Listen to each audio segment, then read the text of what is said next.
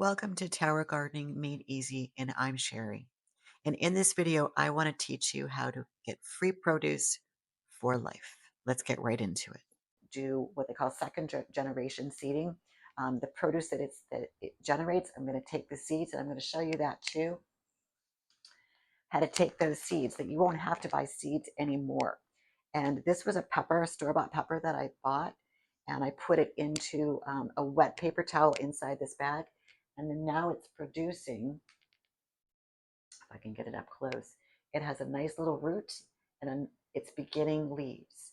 So this is what I would consider a second generation. This is a seed that I took from a pepper that I bought, and I let it germinate inside of a wet paper towel, inside of a Ziploc bag. I folded it, and then I put it onto a warming mat. Sometimes I even put one of these guys on top of it. And it took to get to that point maybe 2 weeks, but this is all free. These are all free seeds. I didn't have to pay for that other than the pepper, but pepper's already gone.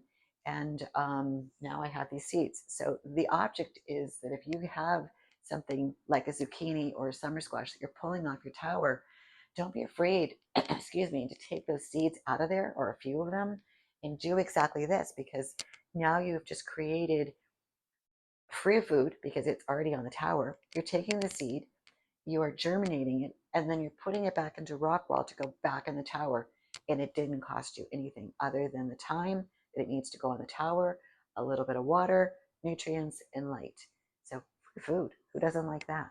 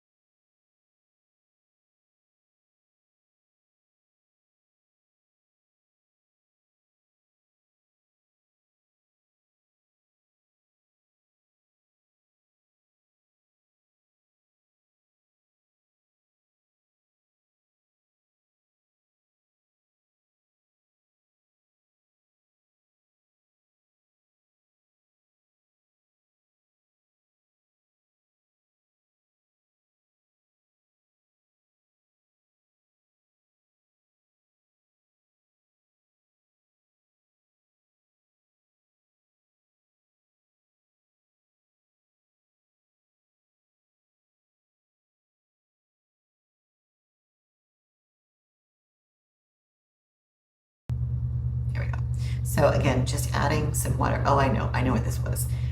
With the strawberries, you want to put the water on first.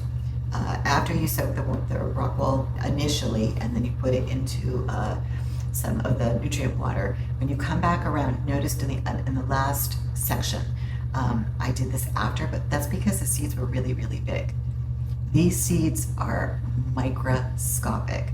So the reason why I'm doing this is that if I were to do this afterwards, you would drown the seed. It would just float away, or to an area that it will not grow. So again, the takeaway here is wipe your hands because they're so small. There's 2,800 seeds in this packet. And just like lettuce, what I'm gonna do is you just fill that little hole up the best that you can. And not everything is gonna germinate. Some of it's gonna get, I won't say rinsed away, but it's not gonna grow. So, I think I paid $6 for that little packet. I'm gonna use it all, and I'm gonna sprinkle it into each of these holes. You don't really need to tap it down, although you can if you want. Just be very gentle because it's just so tiny, tiny. And you just shake it in. And again, you always want to plant more than you need because not everything's going to grow at the rate or the speed or do as well as you think. And see how they sprinkle, and man, they go everywhere. It's probably smaller than a salt flake. And they stick. They're really, really sticky.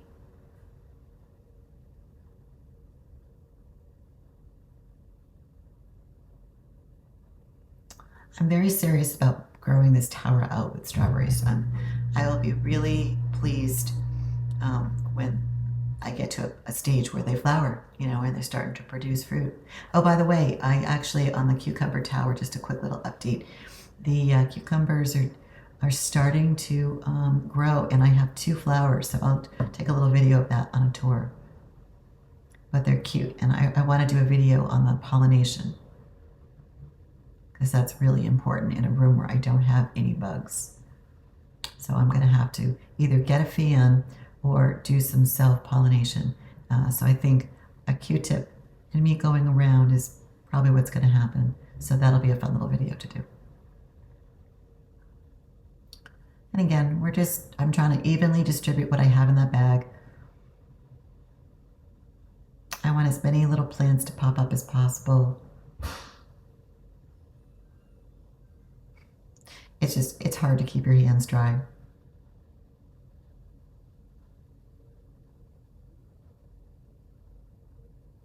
It's hard to believe there's 2,800 seeds in that tiny little bag. And I'm trying to get them all in there.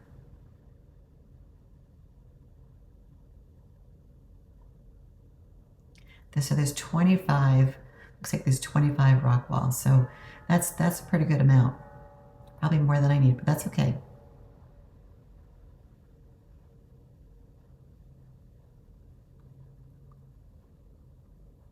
Going to provide a lot of strawberries. Okay, so here what I'm doing is I'm using the other vermiculite. Notice the difference here. It's not as coarse. It's just a little bit finer. And again, you don't want to smother them because the seeds are so small that you may, to the point where they don't grow.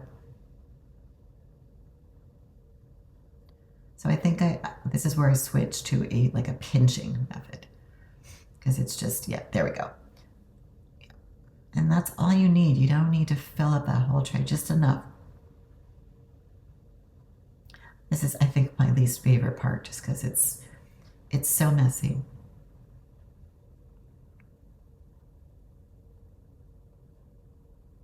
But it definitely works. It helps keep the seeds hydrated, even though in the greenhouse, it's the perfect system between the warming mat, the lights, the dome, the vents.